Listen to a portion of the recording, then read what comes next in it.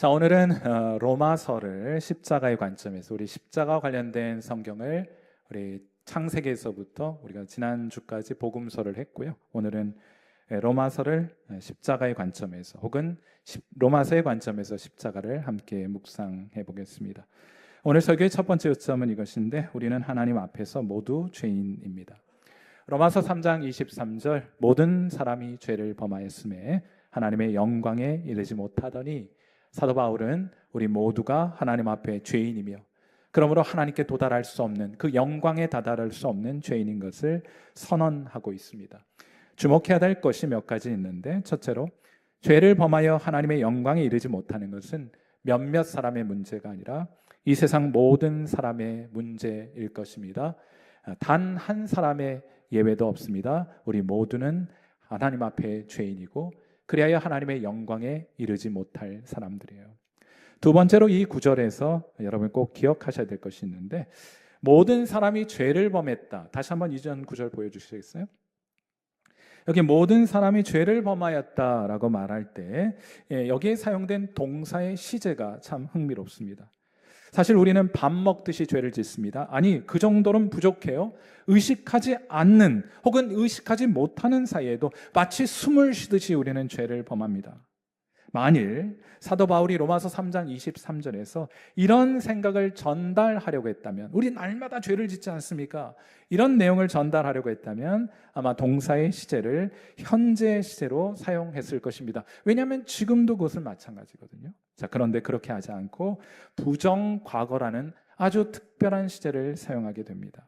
이 부정과거라고 하는 것은 옛날, 과거를 뜻하는 시제가 아니고요, 계속해서 반복되는 동작은 현재 시제로 표현하지만은 헬라어에서, 그리스어에서 단회적인 동작, 어떤 일이 딱 한 번 일어났다, 그리고 이미 발생한 어떤 사건을 기술할 때 사용하는 시제가 부정과거라고 하는 시제입니다. 자, 그렇다면 사도 바울은 로마서 3장 23절 모든 사람이 죄를 범하였다, 그 단회적인 사건을 염두에 두고 있었을 텐데, 사도 바울이 이 구절을 기록하면서 어떤 사건을 염두에 두고 있었을까? 그것은 아마도 틀림없이 에덴 동산에 아담과 하와가 선악과를 따먹은 사건을 염두에 두고 있었을 것임이 틀림이 없습니다.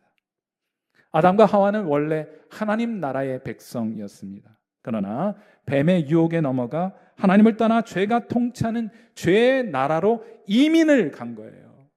그 에덴 동산의 선악과를 따먹은 사건은 따먹지 말라는 걸 왜 만들어 두셔서 그거 따먹게 했습니까? 그런 차원의 문제가 아니라 그 사건을 기준으로 해서 나라가 바뀌어진, 국적이 바뀌어진 사건입니다. 자, 그들은 그 나라로 국적을 바꾸고 이민을 가서 그 나라에서 살면서 자식들을 낳게 되었습니다. 자, 그렇다면 그들을 통해 태어나는 자녀들은 어느 나라 백성이겠습니까? 저는 자식이 넷입니다. 셋은 메이드 인 코리아, 그리고 한 놈은 메이드 인 USA. 조금 전에 보셨습니다. 저희 부부가 미국 유학 시절 미국에서 나왔더니 태어나자마자, 우리는 그거 원치 않았는데 미국 시민권을 주더라고요.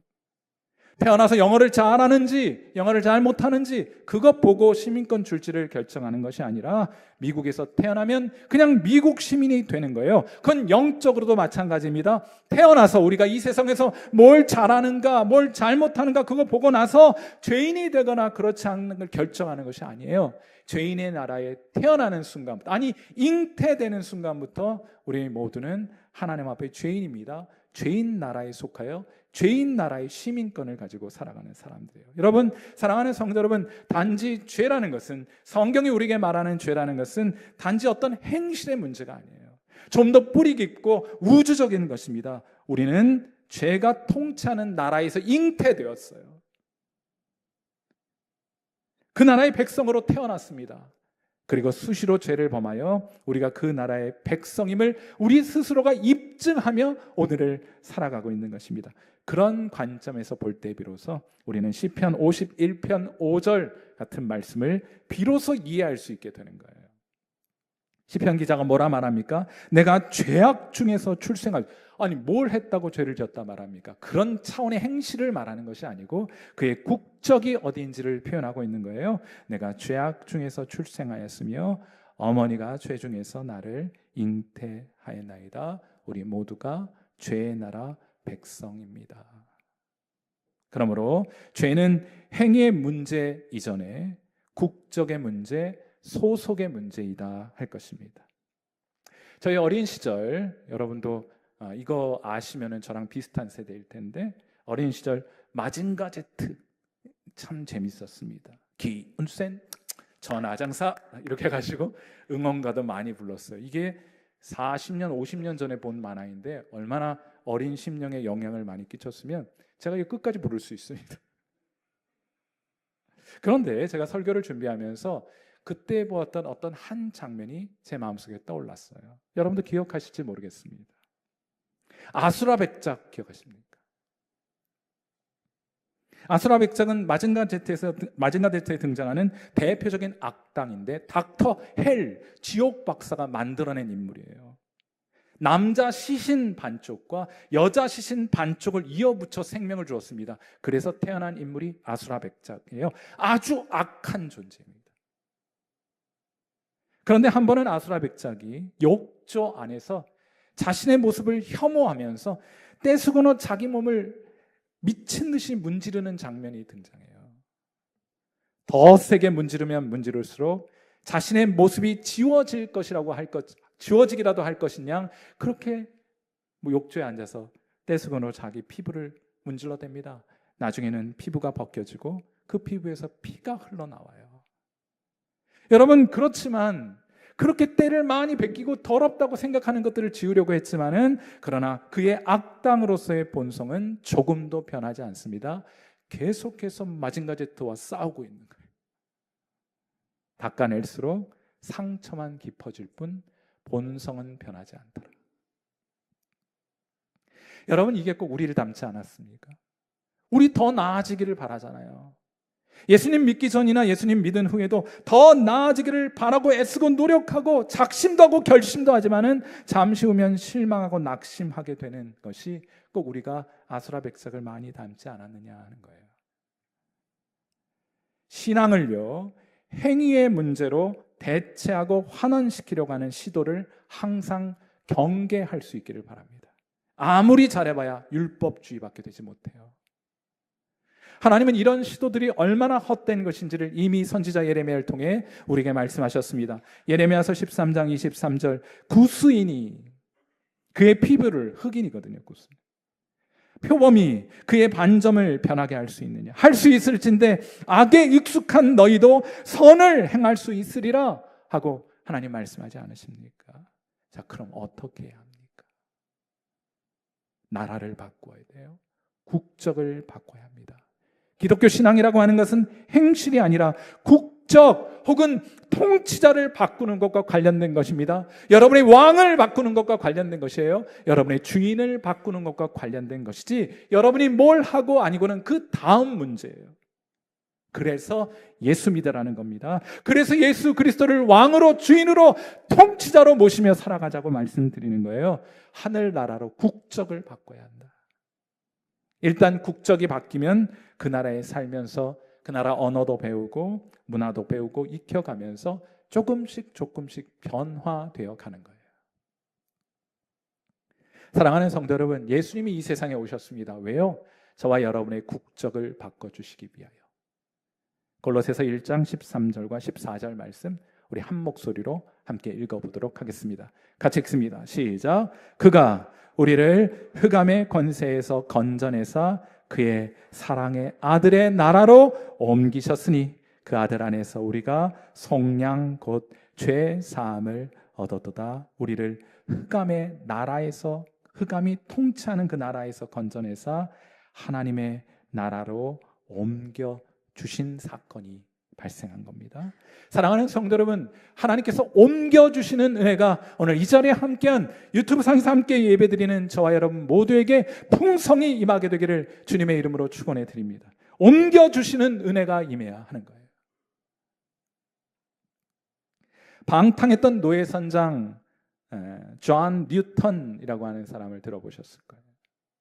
그는 노예를 팔아다가 다른 사람의 불행을 자신의 행복의 미천으로 삼아 살았던 사람이에요. 그는 대서양을 항해하다가 노예들을 가득 싣고 대서양을 항해하다가 큰 풍랑을 만나 배가 거의 침몰할 지경에 이르게 되었습니다. 이때 그는 자기도 모르게 하나님 앞에 무릎을 꿇고 기도합니다. 하나님의 자비를 구합니다. 하나님 살려주세요. 하나님이 풍랑에서 저를 지켜주세요 하고 기도합니다. 그런데 여러분, 벼르기도 낯짝이 있지, 자기가 어떤 인생을 살아왔던 사람입니까? 그는 그 기도의 순간 자신이 이러한 자비를 구할 자격이 1도 없는 죄인이라는 것을 깊이 깨닫게 됩니다. 죄인 중에 괴수인 자신을 구원하신 그리스도만을 바라보는 사건이, 그 풍랑에는 배가 침몰하려고 하는 그 사건 가운데, 그 시간 가운데 잠시 동안 임하게 되었던 거예요. 옮겨주시는 그리스도의 은혜가 임하게 되었던 겁니다. 그는 이 체험 이후로 16년 동안이나 낮으로는 열심히 일하고 밤으로는 신학 공부를 하여 목사가 되었어요. 새로운 부임지의 목회지를 찾아가게 되었을 때 그는 자신이 경험한 놀라운 하나님의 은혜를 설교하기 위하여 설교를 준비하다가 결론을 어떻게 맺어야 될까 기도하면서 고심하다가 시를 한 편 짓게 됩니다. 그리고 그 시편을 자신 설교의 결론으로 포함시키게 돼요. 그 시가 나중에 찬송가의 가사가 되었습니다. 찬송가 305장 나 같은 죄인 살리신이에요. 여러분, 우리가 1절만 한번, 여러분이 존 뉴턴과 같은 옮겨주시는 은혜를 경험한 성도라는 마음을 가지고 우리 1절 한 절만 나 같은 죄인 함께 찬양해 보겠습니다.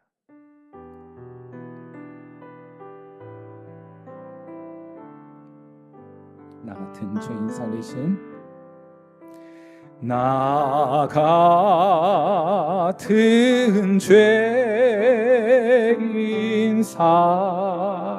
살리신 주의 놀라워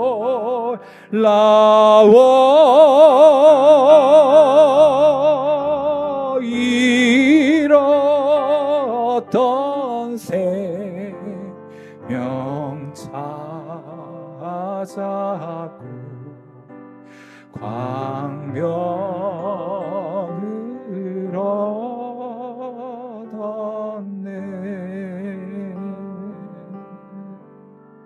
사랑하는 성도 여러분, 이 놀라운 하나님의 은혜가, Amazing Grace가 저와 여러분의 것 되기를, 풍성히 경험되는 은혜가 있게 되기를 이 아침 주님의 이름으로 축원해 드립니다.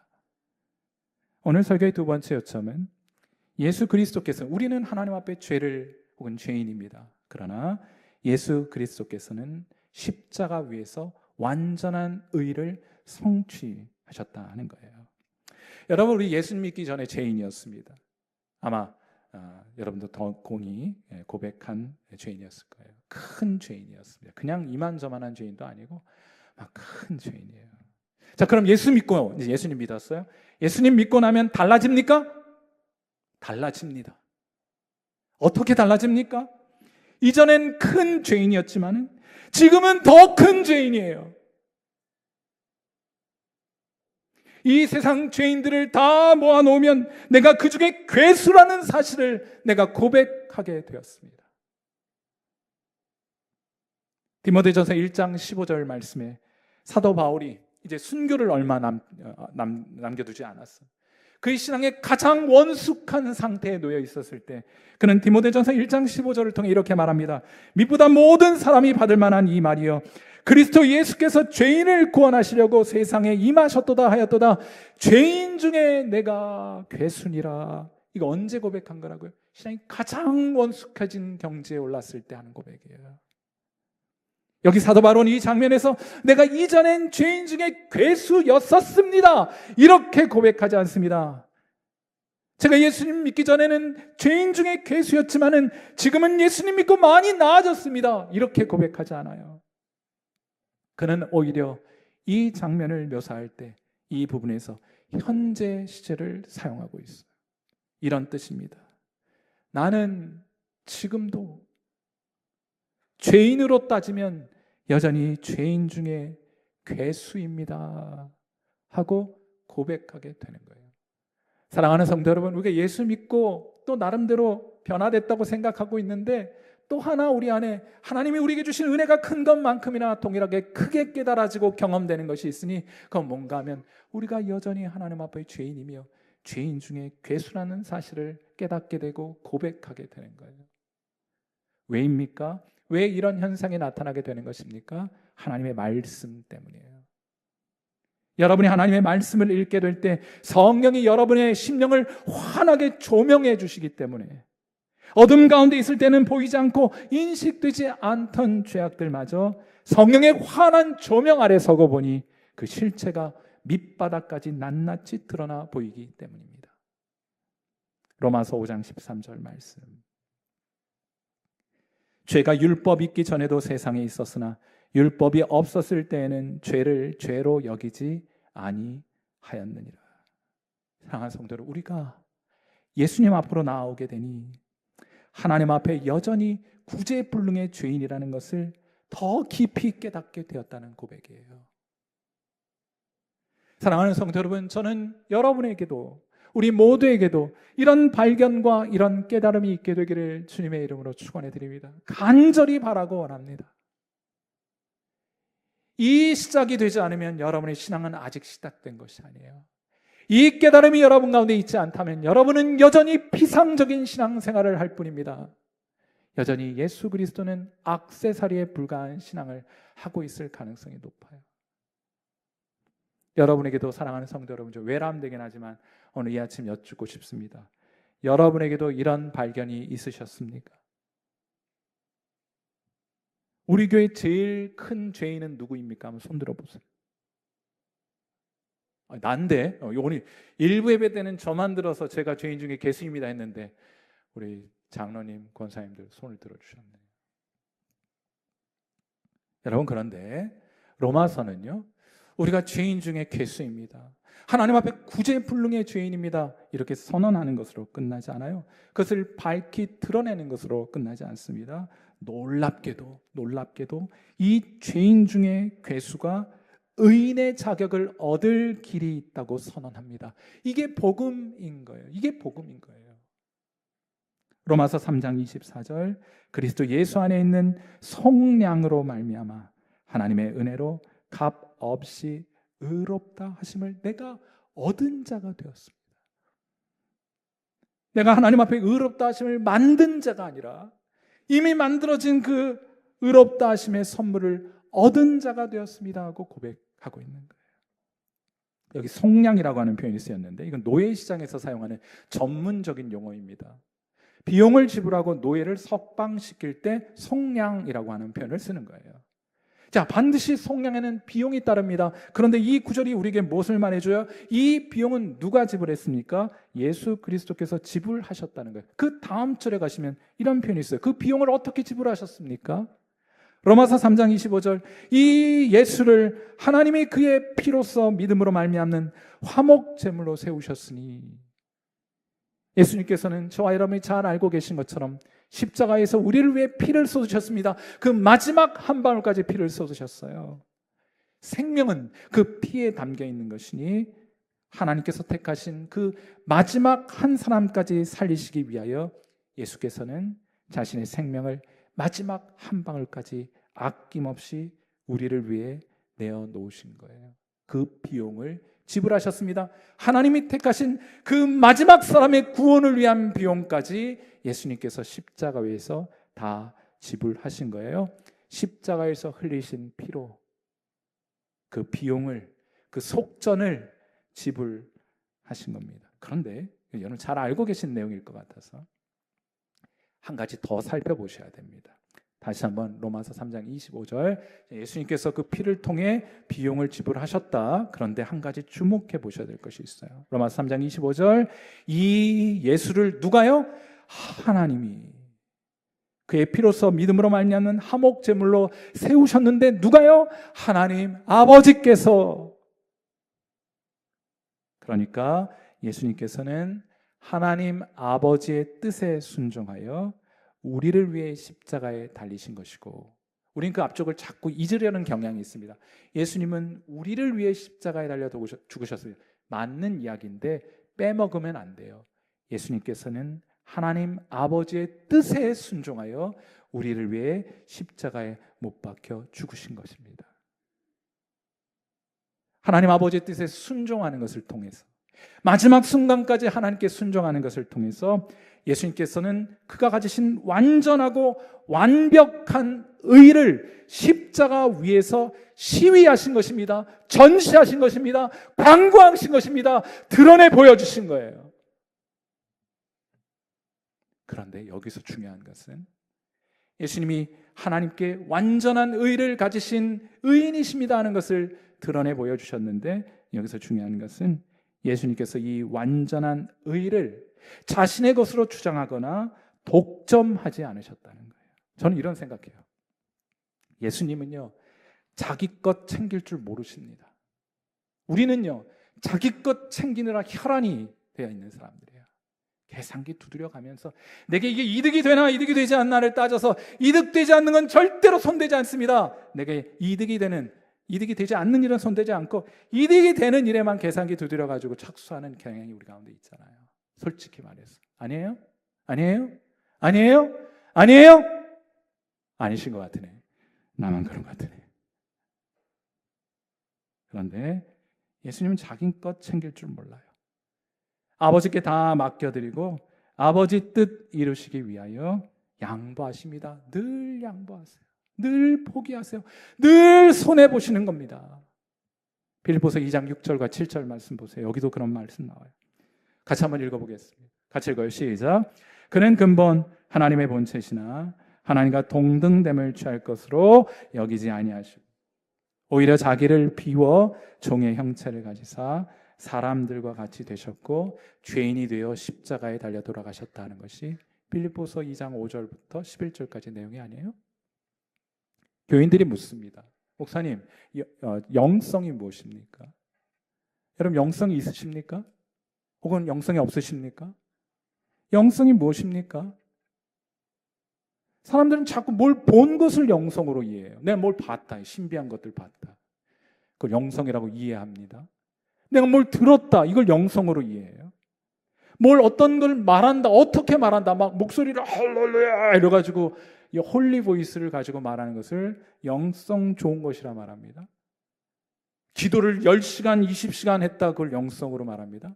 성경을 몇 독 했다를 영성으로 이해합니다. 물론 그것도 영성의 일부이긴 하겠습니다만 성경은 그렇게 말하지 않아요. 영성이 무엇입니까? 성경이 말하는 영성은 예수님 닮는 것입니다. 그러한 관점에서 영성은 우리가 누군가를 위하여 얼마나 희생했는가 하는 것으로 판단되고 평가되는 것이지 여러분이 무엇을 얼마나 많이 했는가로 평가되는 것이 아니에요. 얼마나 자신의 권리를 양보하고 포기했느냐. 이것과 관련된 것이 영성이라고 하는 거예요. 양보하지 않고 포기하지 않고 손해보지 않고 무슨 영성을 말합니까? 이런 내용이 다 고린도전서가 다 맨 그 내용 아니에요? 사랑은 언제나 오래 참고 영성 있는 자는 언제나 오래 참고 자신의 권리를 양보하고 유혹하고 포기하고 고기 먹을 수 있는 권리가 있지만은 나는 한 형제라도 실족한다면 평생 고기를 먹지 않겠다. 이게 영성 아닙니까? 하는 말이에요. 어느 날 제가 아끼는 후배가 서울에서 전화를 했어요. 형, 큰일 났어. 왜? 이제 형 할 일이 없어지게 생겼어. 에? 무슨 말이야? 이 친구가 이 과학 쪽에 좀 앞서 있는 친구예요. 전문가예요. 이제 곧 AI 시대가 되어서 AI가 설교와 상담을 대신하게 될 거야, 형. 이제 목사가 필요 없는 시대가 될 거야.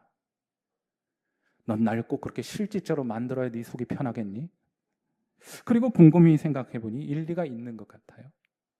사실 제가 목사이지만은 성경을 공부하고 했지만은 제가 솔직하게 고백하기는 성경 지식과 신학에 관한 지식에 있어서는 저는 AI와 비교하면 유치원생도 안 돼요. 그런데 더 깊이 생각을 해보니까 되게 실직의 위기에 놓인 거 아니에요. 그냥 직을 그냥 내려놓을 수는 없잖아요. 그래서 버텼어요. 생각했어요. 그런데 가만히 보니까 AI가 못하는 게 있어요. 그게 뭔가 하면 우리 교인들을 위해 희생하는 것은 AI가 할 수 없어요. 그래서 제가 설교를 준비하면서 챗 GPT에게 직접 여쭈어 봤습니다. 넌 영성이 있니? 챗 GPT의 대답은 간단 명료했습니다. Nope. 목사라는 직분을 차지하고 앉아서 주장하고 누리고 군림하는 것이 아니라 섬기고 양보하고 희생하는 것으로 정의한다면 이건 유망직종이다 생각해요. 블루오션이다 생각합니다. 그럴 각오와 그럴 마음이 있는 청년들은 이 길을 한번 걸어보시게 되기를 주님의 이름으로 축원해 드립니다. 블루오션이에요. 왜요? 아무도 희생하려 하지 않거든요. 아무도 손해보려 하지 않거든요. 아무도 자신의 권리를 유보하거나 양보하거나 포기하려 하지 않거든요.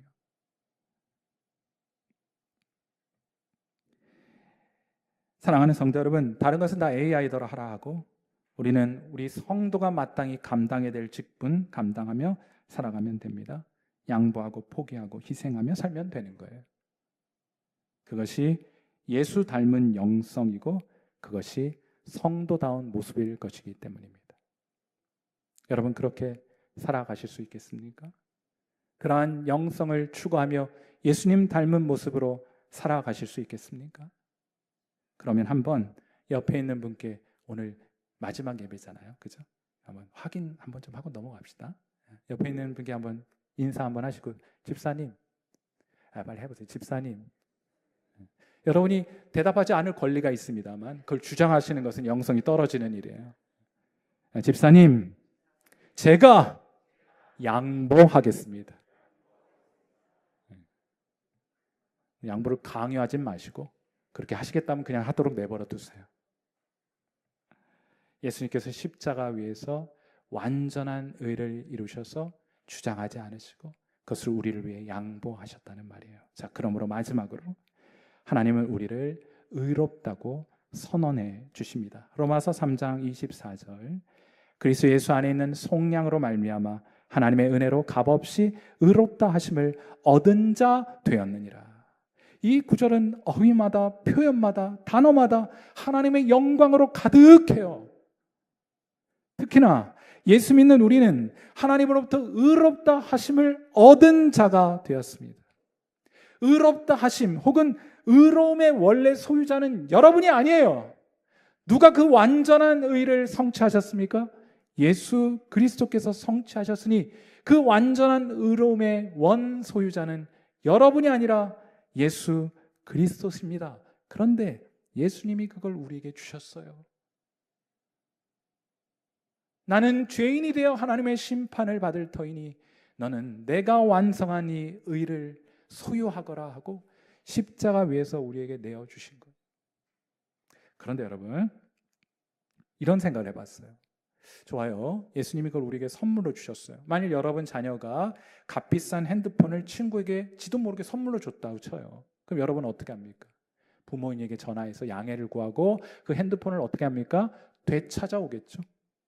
귀하면 귀할수록 더 그럴 것입니다. 자, 그런데 아들 예수 그리스도께서 이루신 그 완전한 의를 죄인들에게 선물로 거저 주셨다는 소식을 듣게 되었을 때 하나님은 어떻게 반응하셨는가? 하나님은 그걸 다시 빼앗아 원래 주인에게도 되돌려주신 것이 아니라 그걸 우리의 것으로 우리의 의로움으로 여겨주신 거예요. 사랑하는 성도 여러분, 예수 믿는 신앙이 뭐 돈 좀 벌어서 빌딩 좀 올리고 학업이나 사업에서 좀 성공해서 남들 앞에 어깨 좀 펴고 다니는 그런 정도의 복을 받는 것을 기독교 신앙이라고 이해하고 계십니까? 아닙니다. 그런 것 있으면 좋겠지만 없어도 그만이에요. 왜냐하면 예수 믿는 신앙이 주는 최고의 복은 그런 것이 아니기 때문이에요. 그럼 무엇인가? 그 뭔가 하면 예수 믿는 신앙, 이걸 통해 하나님께서 우리에게 주시려는 최고의 복은 하나님으로부터 의롭다고 여겨주시는 복을 받는 것인 줄 믿습니다. 이걸 신학적으로 칭의라고 해요. 의롭다고 칭해 주시는 거예요. 이 법정적 용어거든요. 사도 바울이 구원을 경험했는데 너무 영광스러운 거예요. 이건 뭐 어떻게 주체해서 표현할 방법이 없는 거예요. 그러니까 노예 시장에서 사용하는 개념을 가져다가 구원을 설명하기도 하고, 화목제물 이런 건 제사제도에서 용어와 개념들을 가져가다 설명하기도 하고, 여기 지금 칭의는 법정에서 사용하는 용어를 가져다가 하기도 하고, 목수면 목수하는 일 혹은 농사 짓는 일, 이런 것들에서 구원을 설명하기 위해서 동원할 수 있는 모든 방법과 비유를 동원해서 자신이 경험하고 깨달은 구원을 설명하고 묘사하고자 했던 것. 심지어는 입양도 구원을 설명하는 방법으로 채택해서 사용하지 않습니까? 그런데 이 개념은, 칭의라고 하는 개념은 비슷한 개념이 있어요. 사면이라고 개념인데, 많은 분들이 자신이 경험한 구원을 사면 정도로 이해하는 분들이 많습니다. 여러분 중에도 제가 볼 때는 30%는 그렇게 이해하고 계실 거예요. 사면은 무엇이냐? 사면은 이런 겁니다.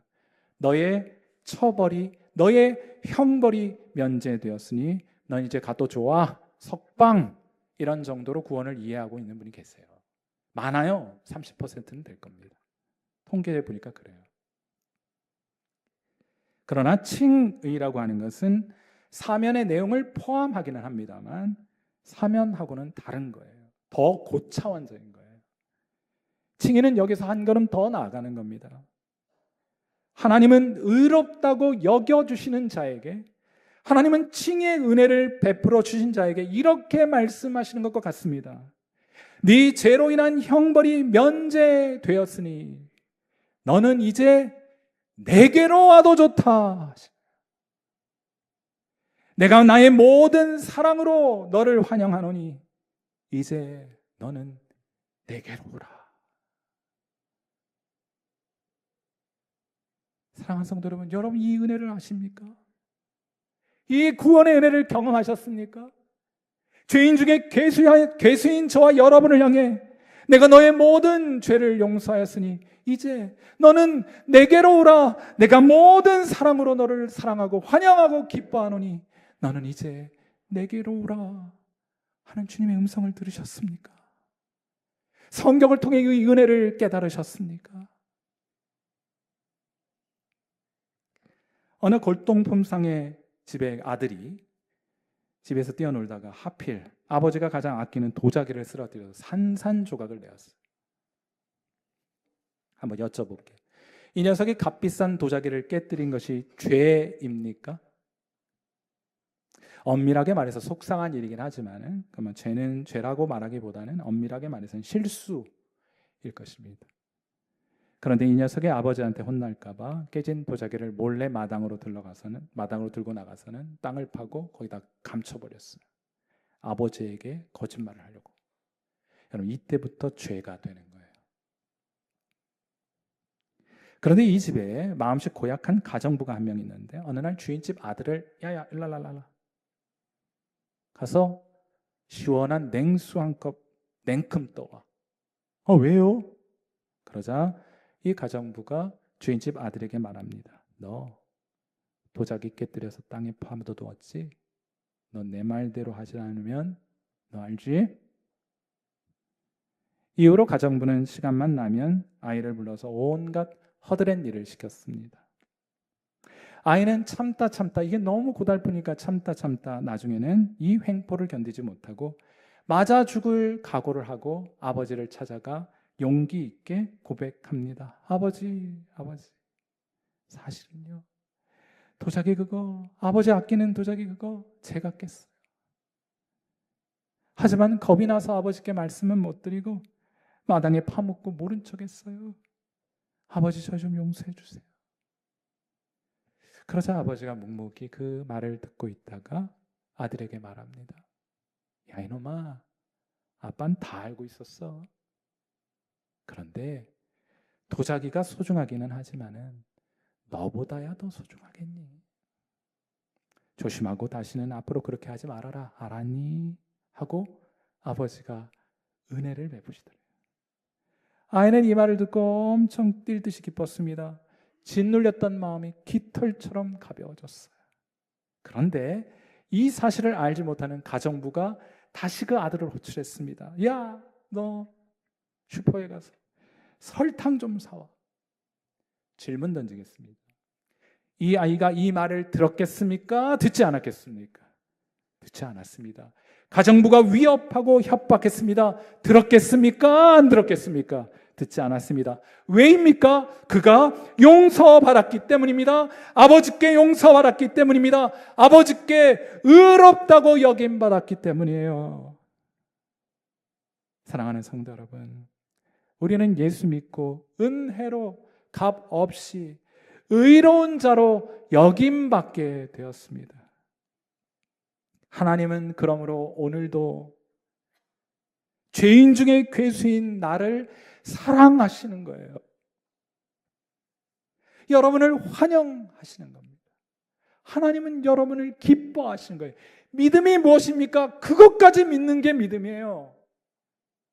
예수 믿는 사람들은 나중에 지옥 가지 않고 천국 간다, 믿음의 내용이 있습니다. 그러나 칭의의 개념을 믿음으로 의롭게 된다는 이 귀한 하나님의 말씀을 이해한 자마다 고백하는 거예요. 하나님은 죄인 중에 괴수, 오늘도 죄인으로 따지면 괴수인 나를 하나님 오늘도 사랑하십니다. 여러분 그렇게 믿으십니까? 하나님이 여러분을 환영하시는 것을 여러분 믿으십니까? 하나님 여러분을 기뻐하시는 것을 여러분 믿으십니까? 잘 안 믿어질걸요? 그래서 믿으라는 거예요. 그래서 이 믿음, 이 은혜 받은 사람들, 이 믿음 가진 성도들은 담대한 것입니다.